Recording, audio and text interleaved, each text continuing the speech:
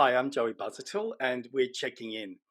Today, I just wanted to talk about the pressure that we put on ourselves to actually try and be in control of the things that we can't be in control. Now, this is a topic that I guess a lot of mental health practitioners cover and talk about. I know I've talked about it in numerous videos in the past, but I think it's an important one to bring up again. We try and control our environment so much that it causes us to project, to get angry, to get upset, to get overwhelmed. And when we're in a situation of pressure, especially when you're in a lockdown or you're in the coronavirus environment, it becomes even more overwhelming because what actually happens is that you start getting anxious because you start thinking about the future. When are things going to return back to normal? Am I going to be able to go out again? When do I have to remove this mask? And it's actually stopping us from being in the moment.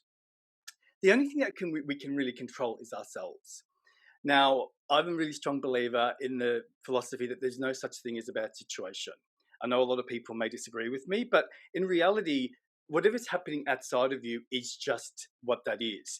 Your perception of what that is really up to you. Do you accept it? Do you become a victim? Do you get angry? Do you let it go? It's really all up to you. And sometimes it really does depend on the trigger, if we're triggered by that situation, or if we haven't done enough self-work. So in other words, we project a lot. We blame other people, other things, rather than looking at ourselves. So I guess moving forward, I just wanted to check in and just to see how you're going with your own sense of control, how you're going with your own sense of letting go of things that you can't control, and how you're going with acceptance. So I'm going to be covering a bit more about acceptance moving forward, but it's just really about how you can find that acceptance for what's going on right now and how you can use it to your advantage. A lot of people around the world have used the coronavirus as an opportunity to create jobs, make money, to do different things. I mean, I know I have. Now I'm working online, and to be honest, I really quite like it. So I never really thought about it before. I would go into the clinic, drive in, and now I'm finding it's really convenient and easy.